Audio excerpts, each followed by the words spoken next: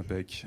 Donc on va passer à la deuxième intervention. Donc on va vous faire un retour d'expérience sur Terraform avec Mathieu qui vous fera un live coding avec différentes phases de refactoring de code Terraform pour le rendre le plus clair possible et le plus découplé possible. Donc François-Xavier Vendée, je suis architecte technique chez Otto Technologies et Mathieu qui m'accompagne a une expertise sur les sujets du cloud, entre autres. Nous sommes tous les deux donc consultants pour Otto Technologies. Quand je vous parle de retour d'expérience, c'est qu'on a mis en œuvre Terraform chez un grand compte de l'industrie française depuis maintenant un peu plus d'un an pour gérer une population de machines, une infrastructure même au-delà des instances. On a commencé avec la version 0.6.16 de Terraform l'année dernière, en mai de l'année dernière, et aujourd'hui nous sommes sur la dernière version de Terraform qui a été réalisée début du mois. On a 21 000 lignes de code, un nombre de topologies important. Je vous reviendrai sur le comment d'une topologie, qu'est-ce que c'est. On a 27 modules. Donc un module en Terraform, c'est une unité de code qui permet de factoriser un certain nombre d'éléments que l'on veut réutiliser au sein de différentes topologies. On a 17 machines en environnement de développement et 23 en environnement de production, avec à terme 300 machines qui seront gérées en environnement de production en cible, 11 comptes AWS, et nous manipulons différents objets AWS. Donc ça peut être des instances, mais c'est aussi des comptes, des buckets, des VPC, des subnets, des lambdas et des config groups. Donc une typologie d'objets AWS relativement variée. Terraform, qu'est-ce que c'est? Terraform, c'est un outil de gestion de conf qui permet d'aller provisionner des infrastructures en général ou aller, de manière plus globale, interagir avec des API sur différents providers. Donc on a des providers cloud, Amazon, Google, Azure, cloud public. On a du cloud privé avec du VMware ou de l'OpenStack ou des applications tierces qui exposent des API telles que GitHub ou Grafana. En termes de principe, une topologie Terraform, c'est un ensemble de ressources. Donc, comme vous pouvez voir, vous avez une ressource qui a un type, donc en l'occurrence sur celle-là c'est une ressource, une instance AWS qui a un nom et on fournit un certain nombre d'attributs qui permettent par la suite d'aller interagir avec les API du provider concerné, AWS, pour aller instancier une instance, donc avec une AMI donnée de type T2 micro et taguée d'une certaine manière. Ça diffère forcément d'un provider à un autre. On ne provisionne pas de la même manière une instance AWS et une instance Google, étant donné que les API n'exposent pas les mêmes possibilités et de la même manière. Notre fil rouge dans cette présentation, c'est un déploiement sur du AWS de 2 serveurs NGINX avec devant un load balancer. Donc, je vais vous expliquer ce que ça va donner en termes d'infrastructure. C'est une infrastructure, comme vous pouvez voir, avec déjà beaucoup d'objets à manipuler. On va faire ça de manière itérative pour vous expliquer le pourquoi de chacune des couches. Donc, dans un premier temps, on a les couches de VPC, donc, qui sont des ensembles qui permettent d'aller embarquer un ensemble de subnets. Donc, on a un subnet pour une availability zone A, un subnet pour une availability zone B, une availability zone correspondant à un data center, si on fait un pendant avec le legacy des infrastructures. Pour créer ces VPC et ces subnets, donc on fait appel à la ressource AWS VPC, on lui passe un CIDR block qui est donc la plage d'adresse IP des instances qui pourront être provisionnées dans ce VPC-là et il sera tagué. On verra qu'il y a un intérêt au fait de taguer les différentes ressources. Et derrière, on va aller provisionner donc des subnets. Donc même principe de provisioning. On précise un VPC, donc on va manipuler la ressource qu'on vient de créer, aws vpc.meetupvpc.id. On va lui préciser donc un CIDR, le PIT zone du subnet, le fait que ça soit mappé, que les instances qui vont être créées dans le subnet soient mappées avec des IP publics et que ça soit tagué de la même manière. On provisionne un deuxième subnet qui est le subnet B, mais dans une autre vulnerability zone. Derrière ça, ce dont on va avoir besoin, c'est d'une Internet Gateway. Parce que, vu qu'on est sur une provisioning d'un VPC, on n'a pas la possibilité d'aller accéder à Internet. Donc on va avoir besoin d'une Internet Gateway avec la nécessité de router les différents subnets pour que ça passe par cette Internet Gateway afin de ressortir sur Internet. L'objectif étant de pouvoir installer des packages et avoir accès à un certain nombre de facilités. Pour faire ça, on crée la gateway.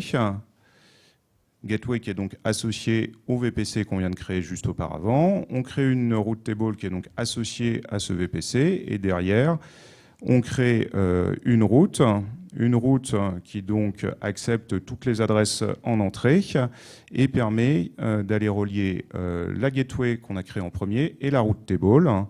Et derrière, on fait des associations de routes pour le subnet 1 et le subnet 2. Donc comme ça, le subnet 1 et le subnet 2 peuvent aller passer via la route table pour aller attaquer la gateway et accéder à Internet.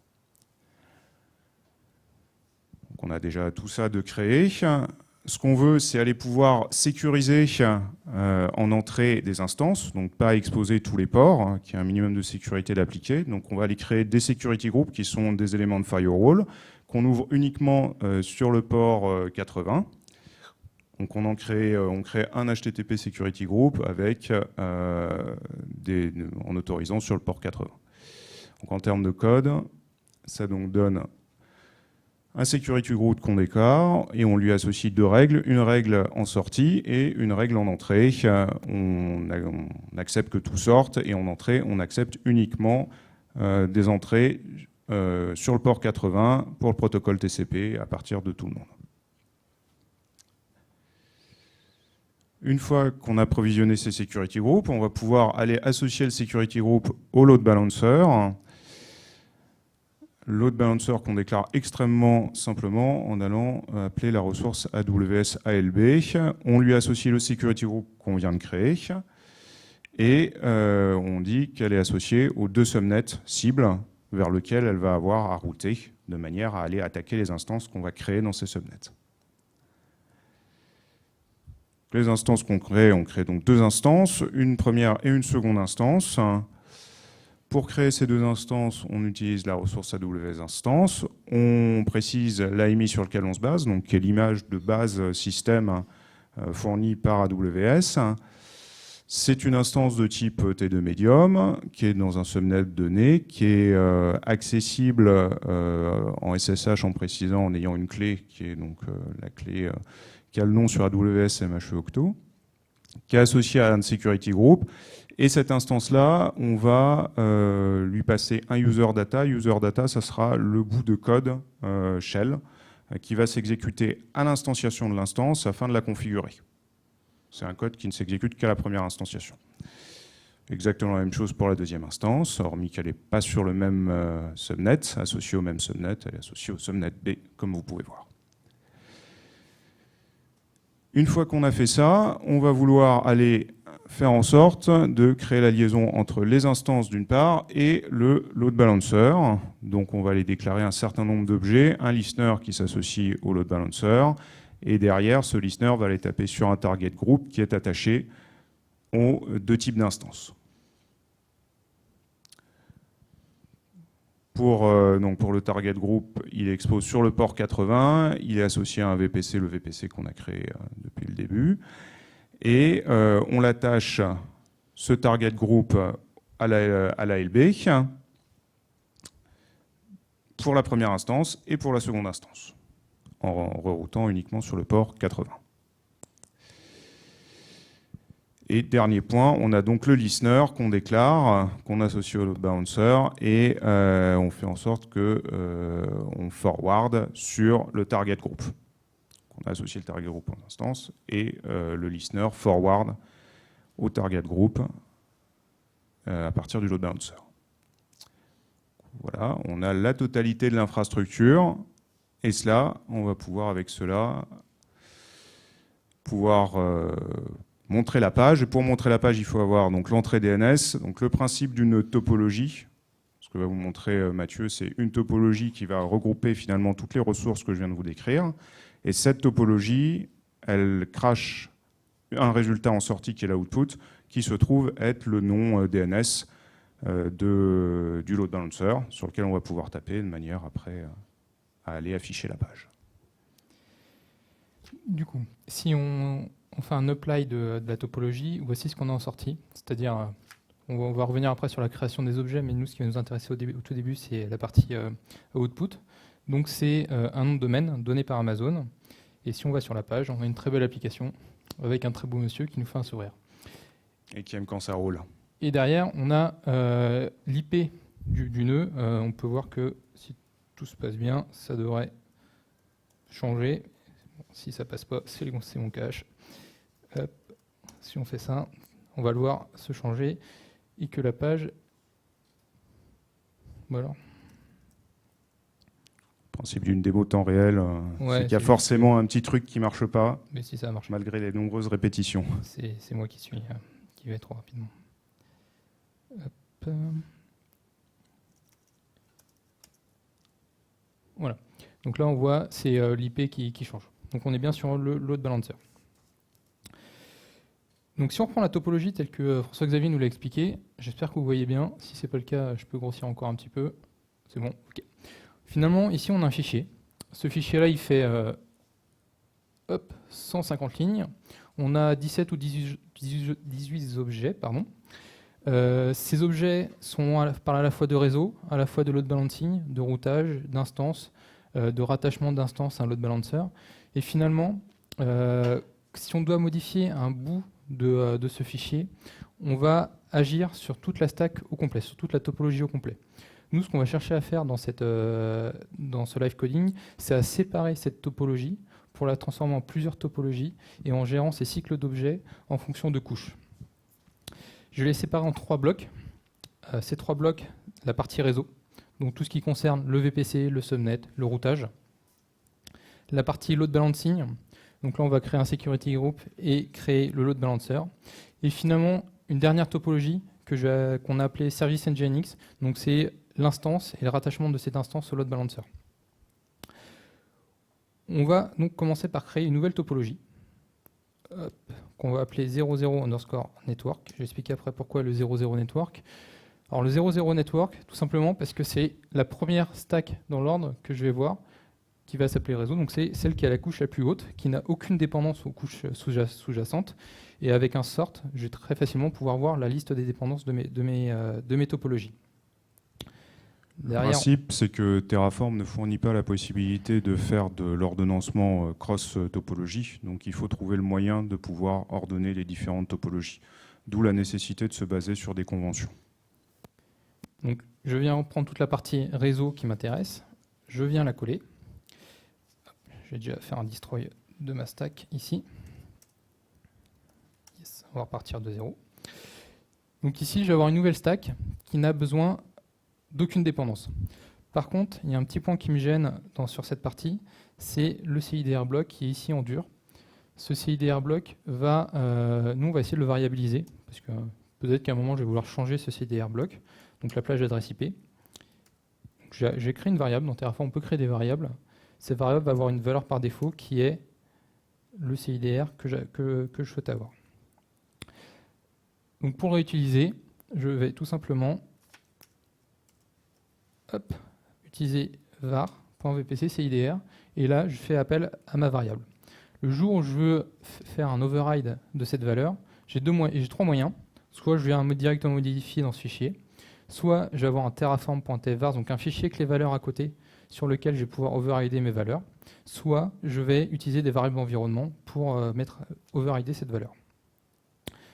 Autre point, ici j'ai des subnets.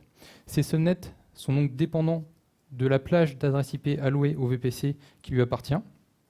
Et là, on va utiliser une fonction Terraform. Hop, je vais juste mettre à côté le bloc. Qui s'appelle CIDR subnet. Cette fonction, qu'est-ce qu'elle fait?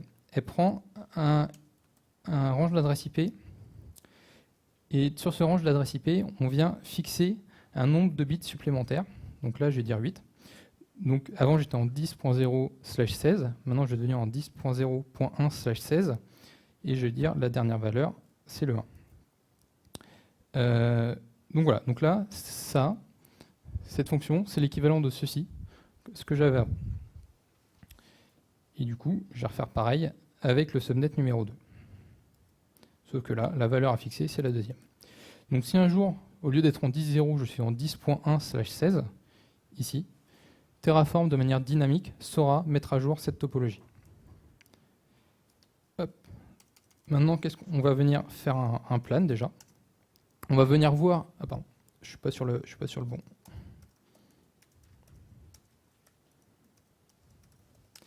Venir faire un plan. Donc on va venir voir tous les changements que va faire Terraform. Donc vu qu'on n'avait pas d'état, il va venir créer tous les objets dont je vais avoir besoin. Donc le VPC, les subnets, tous les objets dont François-Xavier a parlé. Donc il y en a 8 sur cette topologie. Et quand on fait le apply, il va créer les objets dans un ordre de dépendance de graphe. C'est-à-dire que même sur cette topologie, on va avoir des objets qui ont des dépendances. Par exemple, le subnet a besoin que son VPC, son réseau parent, soit créé. Et ce qu'on voit tout en haut, c'est que finalement, le premier objet qu'il va créer, c'est le VPC, puis les objets qui ont des dépendances à ce VPC, et ainsi de suite, pour recréer tout l'arbre au fur et à mesure. Donc là, j'ai 8 objets de créer. On a notre première topologie. On va maintenant créer une deuxième topologie qui, elle, va venir représenter la partie load balancing. On va lui dire qu'elle va s'appeler 10. Ça doit être notre deuxième couche.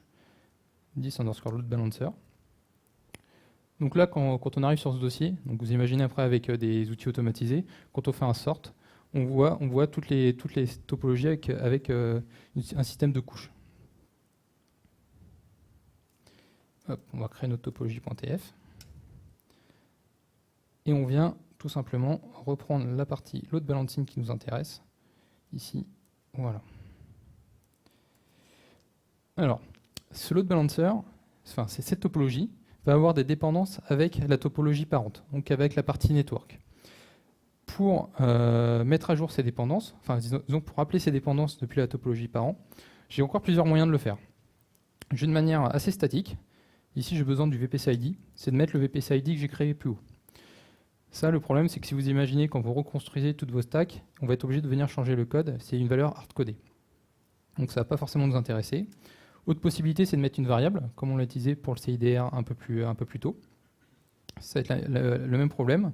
On peut aussi aller chercher dans le TF state, donc dans le fichier d'état Terraform, on va y passer un peu plus tard, pour aller chercher les valeurs des fichiers TF state parents. Mais finalement, on va être aussi dépendant de la technologie Terraform. Nous, ici, on va utiliser des fichiers d'état Terraform. L'objectif, c'est de découpler au maximum les topologies et d'être en capacité vraiment de les exécuter de manière indépendante. Donc, si on commence à coupler en allant manipuler le TF state, on recouple finalement entre topologies. Nous, ici, on va utiliser des data sources. Alors, c'est des objets qui sont apparus, je crois que c'est avec la 0.7 ou la 0.8, qui vont nous permettre de faire des requêtes à Amazon, ou en tout cas des requêtes aux providers sélectionnés. Ces requêtes, ici, on va prendre l'exemple du VPC. Donc on va utiliser une data qui va s'appeler AWS VPC. Donc hop, c'est meetup VPC. La requête, en fait, finalement, on va faire une requête Amazon avec un certain nombre de filtres. Ici, si on se souvient de tout à l'heure, on va voir dans le network, on avait donné un tag à notre VPC, et c'est ce tag-là qui va nous permettre de le retrouver sur Amazon. Donc hop, on va lire le tag. Bon, la clé, c'est name. Et c'est meetup_VPC. Donc là, quand on va exécuter Terraform, il va venir faire une requête à Amazon. On va la voir tout à l'heure quand on va faire le plan. Il va venir faire cette requête avec ce filtre. Donc il va demander tous les VPC qui ont le tag name égale meetup VPC. S'il en retourne 0, il va nous sortir une erreur. S'il en retourne plus que 1, il va nous sortir une erreur. Et sinon, il va nous rendre l'objet. On va avoir besoin de la même chose pour les subnets. Le load balancer a besoin des deux subnets. Donc là, on va l'appeler subnet A. Ici, on ne va pas agir en fonction des tags, mais on va agir en fonction du VPC parent. Donc on sait que nos subnets, ce sont les subnets finalement qui sont liés au VPC qu'on a créé plus tôt. Donc on va faire une requête en fonction d'un filtre, le VPC ID, ça va être data.aws_vpc, .meetupvpc, et là on a tout un tas d'attributs possibles, notamment l'ID, mais aussi on pourra y faire, si on veut avoir des fonctions par rapport à la plage d'adresse IP, c'est possible aussi. Donc voilà. Donc là, pour le coup, intérêt d'avoir un éditeur de texte qui est bien intégré avec Terraform, c'est d'avoir l'autocomplétion, ce qui n'est pas le cas de tous les éditeurs. Je me rends compte que c'est un peu petit. Alors, là, on a deux subnets. Qu'est-ce qui différencie les deux subnets? C'est la zone, l'availability zone proposée par Amazon. Et dans ce cas-là, on a aussi un attribut availability zone possible. Alors, nous, on est sur la région EU-Ouest-A. Donc, c'est la région qui est en Irlande, A, pour la zone A. Et bien ça, on va aussi aller chercher dynamiquement. On a aussi un data source qui s'appelle AWS_région, qui lui va automatiquement nous rendre la région sur laquelle notre configuration Amazon est configurée. Donc, je vais dire, hop, on prend la région courante, hop, on va la réutiliser, région, et la courante, et là je ne vais pas prendre l'ID, je vais prendre le nom. Parce que c'est le nom de la région qui m'intéresse, c'est comme ça qu'Amazon est fait. Et on fait pareil pour le subnet B. Pourquoi? Parce que Amazon, dans ses data sources, Terraform, pardon, dans ses data sources, ne sait rendre au plus qu'un seul subnet. Et donc, maintenant, on retourne dans notre topologie. Alors, vous voyez que j'ai créé des fichiers différents. Pourquoi? Parce que finalement, ces data sources, ce n'est pas des ressources, c'est des objets spécifiques. Et c'est bien d'avoir toutes ces data sources au même endroit. C'est là qu'on va faire nos requêtes. Donc, c'est là qu'on va voir les différents objets sur lesquels on va aller faire des requêtes. Et dans les ressources, c'est là où on fait les actions. Donc, c'est là qu'on va venir modifier du code pour modifier des objets Amazon. VPC.meetupvpc. Donc là, je vais reprendre l'ID, exactement ce que j'ai fait dans les subnets. Et là, subnet A. Et là, je prends aussi l'ID. Et pareil pour le subnet B. Subnet B.id. OK. On va déjà faire un petit plan.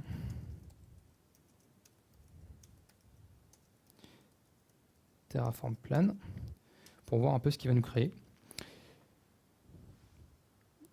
Donc là, il nous dit qu'il va nous créer 4 objets. C'est bien ce que j'attendais. Je vais revenir après sur les data sources, mais déjà, on va lancer la création des 4 objets, parce que le load balancer prend un peu de temps. Si on regarde le ply, on voit qu'au tout début, il va faire un rafraîchissement des états.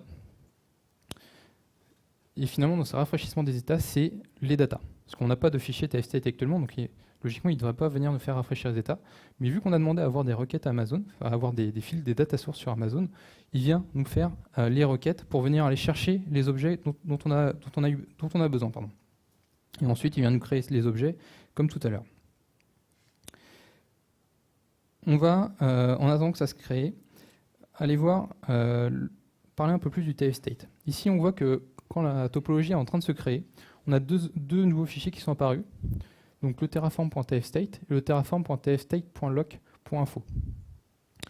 Alors, le terraform.tfstate, finalement, c'est le fichier où Terraform vient garder ses états. Donc c'est là ça va lui permettre d'avoir toute sa gestion d'état. C'est dans ce fichier JSON. Là-dedans, on va retrouver notamment les ID. C'est ce qui est le plus important pour récupérer les objets. Donc c'est dans ce fichier-là que ça va se trouver. Et le terraform.tfstate.lock.info, ici, dans notre cadre, il ne va pas nous servir à grand-chose. Par contre, si vous commencez à être plusieurs développeurs à travailler ensemble sur du Terraform, ça va vous permettre de venir stocker les états sur une base de données commune. Par exemple, si on est sur du Amazon, on va venir les stocker sur S3. Et le lock, c'est la capacité offerte par Amazon de ne pas avoir de la concurrence sur l'application de topologie. Donc on ne va pas pouvoir avoir deux développeurs qui viennent modifier une topologie en même temps grâce à ce système de lock. Hop. Donc là, il est encore en cours de création. Donc, voilà. Quelque chose que j'ai oublié de mettre, c'est le petit output qu'on va aller venir rechercher. Hop, parce que sinon, je ne vais pas avoir le nom DNS du load balancer. Ce qui est un peu dommage, c'est que je ne vais pas savoir où est mon application. Donc là, on voit que le load balancer prend un peu de temps. C'est un objet qui est assez long à créer finalement. On a choisi un load balancer de couche de niveau 7, donc l'application load balancer, qui va nous permettre d'exposer du load balancing, qui est un load balancer qui a été créé l'année dernière. Il prend un peu de temps à se créer, logiquement 2 minutes 30, voilà. J'étais pas très loin. Alors, là, ce qu'on voit, c'est que j'ai rajouté un output après. Alors, si je fais un plan, je ne vais pas voir l'output, parce que le plan ne fait que le rafraîchissement des états. Voilà.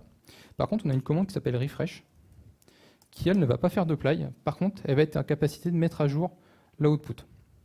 Donc si on rajoute des outputs et qu'on ne veut pas refaire un apply de la topologie, c'est sur cette commande qu'on va se baser. Hop, donc là, celle-ci, elle ne sert plus à rien. Voilà. Donc là, on n'a rien, c'est normal. Hop. Maintenant, on va s'attaquer à la dernière partie qui est l'application. On va l'appeler Service Nginx. Donc là, on est la deuxième couche. Donc la troisième couche, pardon, on l'appelait 20. Ici, on va recréer un nouveau fichier. Topologie.tf. Et on vient mettre tous les objets dont on a besoin. Donc là, j'avais déjà découpé, c'est toute cette partie-là. J'ai aussi besoin de copier le user data. Hop. Le user data, pour ceux qui veulent savoir un peu ce que c'est un simple script bash qui vient à Nginx, qui vient télécharger un zip sur S3 et faire un petit sed pour afficher l'IP. C'est tout. On a encore du rouge, c'est normal. Cette topologie dépend encore des topologies d'au-dessus. Je vais venir copier le data source que j'avais fait plus haut, parce que dedans, donc dans ce data source-là, j'ai notamment les VPC et les subnets qui m'intéressent. Et donc, on va en avoir besoin. Subnet A dans les instances.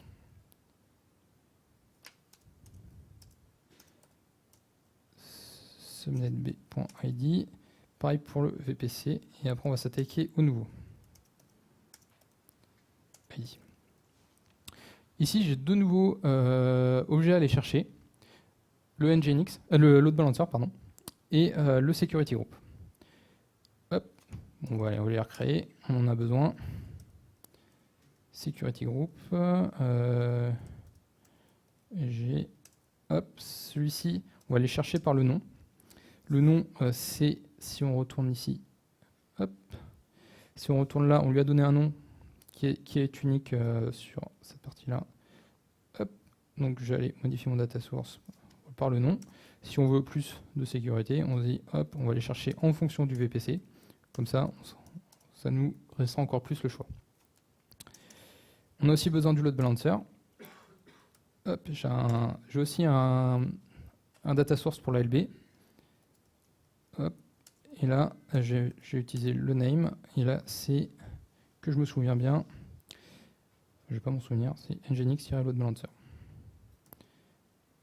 Donc là, ça veut dire que si votre load balancer n'a pas été créé par Terraform, mais par un autre outil, vous pouvez aussi aller chercher de manière dynamique. Donc voilà, ici, on va chercher le security group par l'ID. Et aussi sur cette partie-là. ID. Et la petite spécificité du load balancer, c'est qu'on ne va pas le chercher par l'ID, mais par l'ARN. Donc il y a un nom unique sur Amazon. RN, voilà. Donc là, on a à peu près tout. Logiquement, si je fais un plan,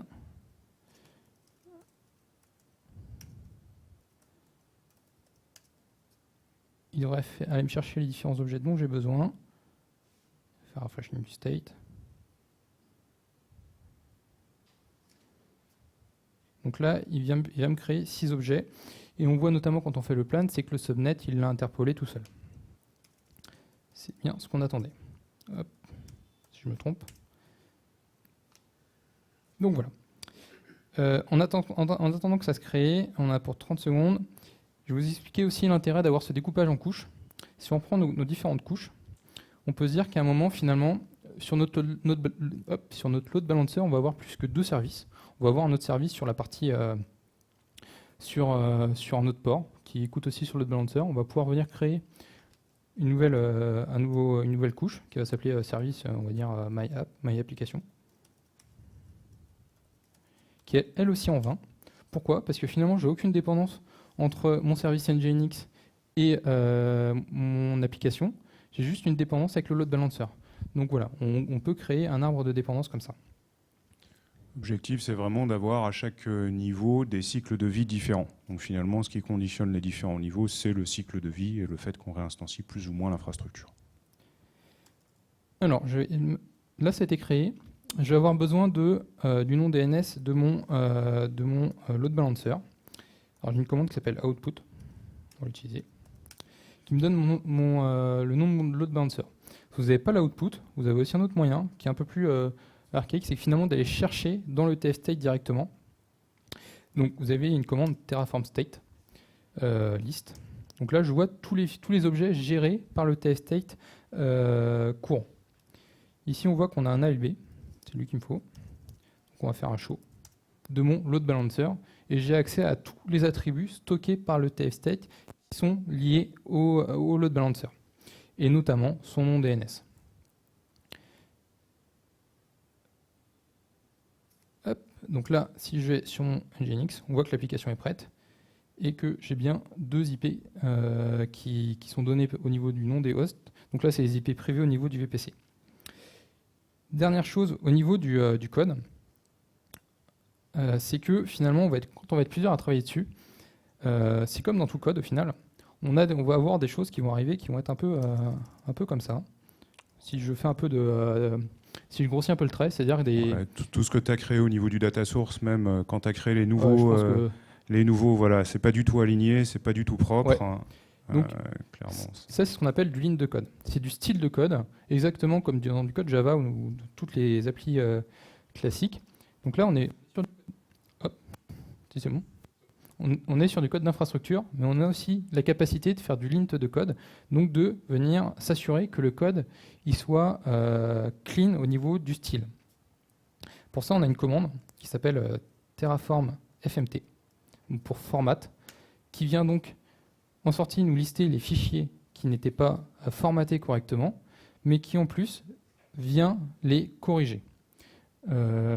Tu l'as pas mis à la racine, je pense. Ouais, mais ici par contre, là ça va, ouais. Ça les a déjà alignés comme il faut. Ça c'est super simple à intégrer dans une usine d'intégration du code, c'est-à-dire qu'à chaque commit, on vient s'assurer que le Terraform format n'a modifié aucun fichier et qu'on s'assure donc qu'à chaque commit, le code a été formaté correctement. Voilà pour cette démo. Impeccable. Bon, on va pouvoir passer à un petit wrap-up pour terminer. J'ai oublié un truc. C'est que là, finalement, on a fait du refactoring, mais on a créé des systèmes de couches, mais pas d'abstraction. Ce que propose Terraform pour aller plus loin sur la partie refactoring, abstraction de code, c'est d'avoir un système de modules. Ces modules, ça donne la capacité d'avoir une sorte de fonction que vous allez pouvoir appeler, qui va vous créer un ensemble d'objets. Cette fonction, vous allez l'appeler par des paramètres. Par exemple, vous allez avoir un module sur la partie création d'une application lambda. Peu importe l'application que c'est, vous allez lui donner une AMI ID et lui va se débrouiller pour créer l'AVM potentiellement attachée au load balancer. Finalement, ça va être une abstraction de la complexité de code. Quand François-Xavier a fait l'introduction, il a parlé notamment de la création de compte. On a des modules qui viennent notamment créer tous les objets qui sont liés à la création d'un compte Amazon, notamment pour ceux qui connaissent du CloudTrail, du config, enfin voilà, tous les objets liés à la création de compte. Et tout ça, on les a mis dans des modules qu'on appelle à chaque création de compte. Et là, on aurait pu faire pareil avec des services, mais ça nous aurait pris plus de temps. L'objectif, c'est que si vous voyez une duplication de code, il y a moyen de le refactorer et Terraform offre par le biais des modules la possibilité d'aller faire du refactoring de code. Donc en wrap-up, premier point, gérer le cycle de vie des objets. C'est ce qu'on pousse en fait en structurant bien, sous forme de différentes topologies, la création d'infrastructures de manière à pouvoir gérer indépendamment certains objets par rapport à d'autres en fonction de leur cycle de vie. Et ça nous paraît extrêmement important. On a parlé de tags. Les tags, c'est important pour deux choses. Déjà, ça vous permet d'utiliser des data sources. Ça, c'est plutôt pas mal, notamment pour aller rechercher des objets par rapport aux tags. Mais ce n'est pas la seule raison. C'est qu'aussi, au lieu d'avoir des ID tout le temps, les ID, c'est pas parlant. Moi, je préfère avoir sur la console Amazon des objets tagués mon application 1 plutôt que ID-1234. Donc voilà, taguez bien vos ressources, ça vous permet après de faire des filtres, de venir rechercher vos objets avec des noms humainement compréhensibles. L'objectif aussi, c'est de se baser sur les capacités de provider de façon à facilement pouvoir passer à l'échelle. Et une gestion par tag permet de beaucoup plus facilement passer à l'échelle. Et après, la notion de data source, c'est quelque chose qui est implémenté par Terraform depuis quelques versions déjà. Et à chaque version, ils en rajoutent. Donc ils rajoutent des capacités finalement à les récupérer des composants pour par la suite les manipuler dans des ressources. Avoir du code propre, donc code propre, c'est un code qui est réutilisable, qui est facilement maintenable et évolutif, avec donc le principe d'avoir du Terraform FMT appliqué, le principe d'utiliser du refactoring avec des modules, le principe de découpler sous forme de différentes topologies, de façon à avoir un code clair et de nommer les différentes ressources de manière compréhensible aussi. Toutes les pratiques de code qui vont tourner pour faciliter finalement la manipulation de code Terraform. Alors, utiliser les fonctions natives de l'outil.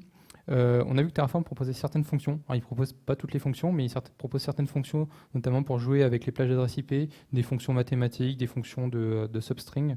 Voilà, faut les utiliser pour essayer d'avoir le code le plus variabilisé possible et le plus dynamique possible. Ça permet aussi d'éviter d'avoir des oublis. Mathieu vous a montré tout à l'heure le calcul d'un CIDR de subnet à partir du CIDR du VPC. Typiquement, ça peut être source d'erreurs, d'oublis. Si on les recalcule, on a moins d'oublis et c'est moins problématique. Et pour terminer, l'infra as code, c'est du code. Donc Terraform, c'est de l'infra as code. Et donc dire que c'est du code, ça veut dire gérer en source avec du Git, avec de l'intégration continue, de manière à pouvoir aussi tester le déploiement de code d'infrastructure. Donc ça nécessite aussi d'aller définir des environnements de test, sur lesquels on va pouvoir rejouer les scripts et vérifier qu'il n'y a pas eu de régression d'une modification à une autre. Voilà. On a deux publications dont on parle, qui est une publication sur le cloud, qui est Cloud Ready App, et une publication sur le clean code que vous ne voyez pas très clairement, qu'on conseille beaucoup pour le clean code dès qu'on parle d'infrastructure as code, parce que finalement c'est du code. Et comme l'intervenant précédent, nous recrutons et nous sommes bien évidemment disponibles pour en parler, ou pour parler d'autres choses à l'after. Voilà. Si vous avez quelques questions.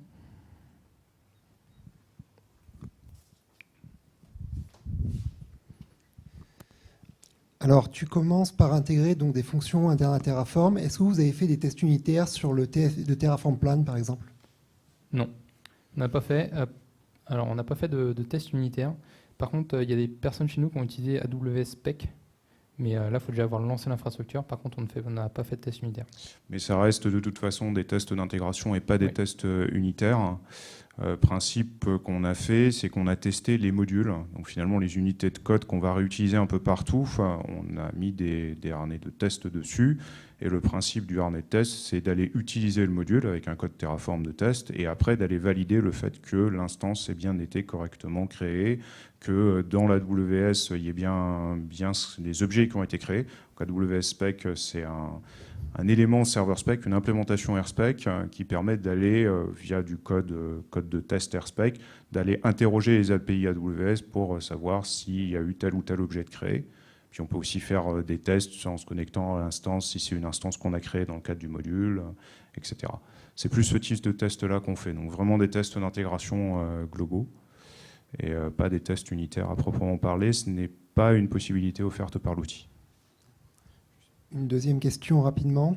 Dans le cas où vous avez justement 3 TF state, comment vous gérez l'affectation du back-end? Vous le mettez par fichier ou vous avez Alors, ouais, le back-end va être géré au niveau du fichier.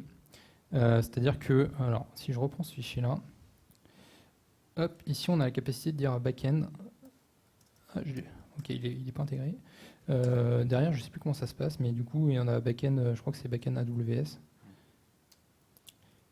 Et du coup, là, on va utiliser Amazon. Je ne sais plus exactement si c'est ça la syntaxe exacte pour Amazon, mais c'est ça. Mais provider, pardon. Voilà. Et du coup, là, on dit qu'on utilise Amazon. Si on utilise du Google, ça va être comme ça, vu que mon éditeur me propose ça. Et là, ça sera du Google. Tu parlais du back-end de TF-State, en fait. En fait, vous n'avez plus un seul TF-State, vous en avez 3. Ouais. Oui. Ces TF-States vont être rassemblés sur S3, par exemple, dans le cas d'Amazon. Et dans ce cas-là, c'est C'est avant. c'est C'est la avant. configuration du. Ouais. En fait, c'est au niveau du shell script, qui va. Ce qu'on fait, c'est qu'on crée un shell script. Ce shell script, son objectif, c'est d'aller faire toute la partie ordonnancement. C'est-à-dire qu'on a une convention entre répertoires, 10, 20, etc. Mais il faut avoir un méta shell script qui puisse dire bon, bah, c'est plutôt telle topologie à appliquer d'abord, plutôt telle topologie après, etc. Donc qu'il fasse un parcours arborescent du répertoire. Et dans ce shell script, ce qu'on fait, c'est qu'on fait le Terraform apply. Et avant de faire le Terraform apply, on fait la configuration du backend. On lui dit les TF-State, ils vont être stockés dans du S3 avec du DynamoDB pour la partie Dynamo. stockage des. Alors là, on ne voit pas, mais en fait, on a une commande qui s'appelle init. Et dans cette commande init, alors j'espère que ça va mieux se voir comme ça. Voilà. On peut lui dire backend égale true. Ok, donc on utilise un backend et notamment le pass sur ce backend, c'est-à-dire le pass dans S3. Oui, mais le pass, vous avez toujours un seul fichier TF-State. Non, tu vas en avoir un par topologie. Ah d'accord, tu fais un Terraform init par topologie. Oui, c'est ça. Ok. Est-ce que vous avez envisagé d'utiliser le nouveau système de Env de Terraform 09 pour justement n'avoir qu'un seul TF-State pour l'ensemble des topologies? Alors, nous on ne l'a pas utilisé. Par contre, on a une équipe chez nous qui l'a fait. Par contre, c'est au tout début de la 09 et il y a eu des problèmes un peu monstrueux et le patron d'HashiCorp s'est un peu excusé d'ailleurs sur ce sujet. Mais on a des équipes qui l'ont utilisé. Apparemment, c'est bien. Par contre, il faut trouver un système pour bien configurer l'environnement avant l'utilisation de Terraform. C'est quoi ton IDE? IntelliJ, avec le plugin classique pour les HCL sur Terraform. Qui est gratuit pour le plugin. Pour IntelliJ, moins, par contre, même Ouais. s'il y a une version open source. Communauté. Il y a une version open source, ouais. Il n'est pas sur la communauté. J'ai une question par rapport aux tests. Vous disiez tout à l'heure que vous ne faisiez pas de tests unitaires, c'est-à-dire qu'à chaque fois, vous faites des tests en déploiement. Donc ça peut coûter cher, j'imagine. Enfin, sur des topologies, vous avez des instances qui seraient larges, vu que c'est facturé à l'heure. Enfin, toute instance démarrée est payée. Ouais. Est-ce que vous n'envisagez pas justement de faire des tests plus unitaires, en fait, pour vérifier qu'il n'y a pas d'erreur bête qui vous éviterait de dépenser de l'argent Alors, les erreurs bêtes, si on pourrait les faire. Je vais remontrer quelque chose. Déjà, si on fait un plan, si par exemple j'oublie ça à un endroit. Oui, mais le plan, vous ne le faites pas en fait en automatique, en CI/CD. Si, mais en soi, s'il y a vraiment une erreur bête, ça va pas forcément créer les infrastructures associées. Enfin, ça ne va pas les créer jusqu'au bout, mais ça pourrait effectivement. Ça va pas les créer jusqu'au bout. Et après, toute la création des infrastructures, de toute façon, sont détruites après. Après, je suis d'accord que ça a un coût, le coût de la première heure pour du AWS. Mais sur les labels, par exemple, est-ce qu'il y a une vérification qui est faite de l'existence des labels que vous utilisez ou pas, ou... Non, d'accord. On n'est pas allé à ce niveau-là. Ouais. Pour l'instant, en tout cas, on n'a pas eu de problématique de coût pour l'instant remontée au vu de la taille de l'infrastructure que l'on a aujourd'hui. Parce que du coup, quand on fait un Terraform plan, tout ce qui est erreur de syntaxe va nous être dit directement avant de créer les objets. Oui, mais donc, ça, c'est au développeur à le faire, enfin au développeur, à l'Ops, enfin celui qui valide le fichier, au développeur, de le faire. Oui, c'est pas automatisé. On est sur on n'en a pas parlé parce que c'était pas vraiment l'objet de la présentation, mais on est sur de l'équipe intégrée. Donc des équipes qui font du déploiement jusqu'en production et qui exploitent les couches qu'ils ont déployées. Donc, pour le coup, vraiment une équipe DevOps au sens pur. Merci. Alors, nous, on n'utilise pas Terraform, on utilise directement CloudFormation à assez haut niveau, je dirais. Nous, c'est vrai qu'on est un petit peu tenté par Terraform, mais du coup, moi, je vois pas vraiment de raison aujourd'hui de l'utiliser. En particulier depuis le temps qu'on a les nested stacks. Alors moi, après avoir détruit une machine accidentellement, je vois l'utilité de l'utiliser. En fait, l'utilité principale du Terraform, c'est la gestion granulaire des ressources. On sait exactement ce qui est créé, rajouté, ce qui est modifié et pourquoi c'est modifié et ce qui est détruit. Ce que CloudFormation ne permet pas en fait. CloudFormation. Alors, il y a bien une API qui permet de voir les différents diffs. Elle n'est pas forcément lisible, elle n'est pas forcément investigable facilement. Et il y a vraiment des gros risques à utiliser CloudFormation de manière aussi industrialisée que ce qu'on a utilisé de la façon dont on utilise Terraform. L'avantage, c'est quand même l'historique dans la console, etc. Enfin, de voir aussi toutes les ressources. Par contre, on aura l'historique quand même avec le versionning Git. C'est-à-dire qu'on va voir l'évolution du code. Et si votre code, c'est vraiment l'image de l'infrastructure, vous verrez votre évolution, l'évolution de l'infrastructure. Par contre, il y a une chose que moi je trouve avantageeux dans Terraform par rapport à CloudFormation, c'est cette partie-là finalement de la création du graphe, c'est-à-dire la capacité à venir rafraîchir son état. Parce que nous, quand on a utilisé CloudFormation, c'était l'une des raisons pour laquelle on a abandonné Terraform, c'est-à-dire que les états n'étaient pas rafraîchis au moment d'un apply de la nouvelle stack. Donc si vous changez des choses à la main, ça, c'était pas pris en compte. C'est pour répondre aussi à la question. L'avantage d'utiliser Terraform te permet de linker aussi d'autres ressources autres que AWS entre eux. Dans l'arbre de dépendance, tu pourrais linker à un autre provider type CDN, lui faire créer des ressources avant, et ce que tu ne peux pas faire avec CloudFormation. Alors, je ne sais pas si on peut le faire sur Terraform, sur CloudFormation, ça revient à ça aussi. C'est qu'on utilise plusieurs comptes, et du coup, on va avoir plusieurs providers sur Terraform qui vont être linkés sur 2 comptes différents Amazon, par exemple. Et on va pouvoir interagir entre les 2 comptes via cette manière-là, dans une même topologie. Après, c'est un besoin un peu spécifique, mais qui est possible avec Terraform. Est-ce que vous avez déjà eu à reprendre une infrastructure qui existait avant que vous passiez sur du Terraform ? Une infrastructure CloudFormation, pour le coup, qu'on a dû reprendre sur du Terraform. Mais c'est parce qu'on l'avait nous-mêmes créé, en fait. Mais parce que oui, on l'avait nous-mêmes créé. Donc pour le coup, c'était pas une infrastructure totalement en dehors de toute gestion de conf, pour le coup. Si ta question, c'est vraiment sur une infrastructure legacy, on n'a pas eu l'occasion, vu qu'on partait from scratch sur de la création d'une plateforme. Donc on a créé tout en Quand on récupère des infrastructures, on a une commande qui s'appelle Terraform Import, qui va, je ne sais pas si tu la connais, mais en gros, ça va permettre de prendre des objets Amazon pas gérés dans un TF state et de venir les importer dans le TF state et donc qui deviennent gérés par Terraform. Par contre, ça ne remplit que le TF state. C'est à vous de faire le code à côté qui ressemble aux objets. Alors le défaut que moi que j'avais eu dans les imports, c'est que du coup il va te marquer une ressource comme elle existe, par contre elle n'a pas été créée par moi, du coup je vais la détruire et la recréer. Ça c'est vachement cool, mais quand c'est un VPC, ça me fait mal. Ouais. Ça veut dire aussi le Terraform Import, il est par objet. Donc vous avez vu le graphe d'objets pour une infrastructure relativement simple, ça veut dire beaucoup quand même de Terraform Import. Donc c'est un travail non négligeable à planifier. Pour cela, il y a Terraforming. Ouais. Ça m'intéresse.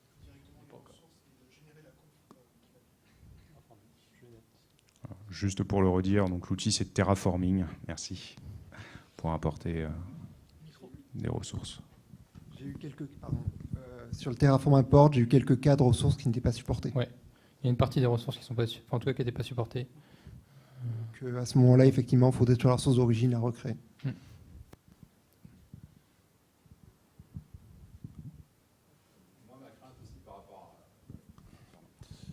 Ma crainte aussi par rapport à Terraform, c'est qu'il y ait des releases en fait, sur Amazon, il y en a tous les jours. Moi, je suis AWS Cloud sur Twitter. Tous les jours, c'est inondé de nouvelles features. Ça. Et c'est vrai que CloudFormation, forcément, catch-up tout le temps avec l'architecture Amazon.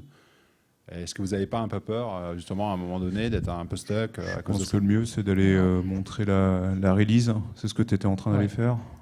Alors, on a eu la même idée. C'est vrai qu'il peut y avoir un peu de latence, mais quand on voit les différents changelogs, donc là on est sur le GitHub Terraform, donc dessus il y a un changelog des différentes versions. Faut faire attention. Alors ici on va pas en parler de ces releases là parce que c'est .fix, mais en gros on est à une release à peu près par mois, voire un peu plus, donc c'est quand même assez rapide. Après c'est vrai que si on veut, nous par exemple on avait joué avec organisation dès sa sortie. C'est normal, c'était pas géré par Terraform. Je crois pas que ça a été géré non plus par CloudFormation, mais du coup, il y a des objets qu'on va pas avoir directement. Mais la communauté et HashiCorp, parce que AWS est maintenu par HashiCorp sur Terraform, fait en sorte que ce soit assez rapide. Après, oui, il peut y avoir quelques temps de latence, ce qui est. Mais oui, c'est vrai. On va dire que sur vraiment des objets, vraiment si tu utilises des objets assez poussés. Ouais, ça a été mis un peu plus tard. Ouais. Sur des objets spécifiques, effectivement, il y a de la latence. Par contre, sur les régions, ils anticipent un peu. C'est-à-dire qu'avant que la région de Londres soit créée, il y avait déjà une pull request en attente sur le GitHub qui prévoyait la sortie de la... Mais c'est que sur les régions. Je pense qu'on va clore pour les questions et puis passer à la dernière intervention. Si vous avez d'autres questions, on est disponible plus tard. Avec plaisir, en effet.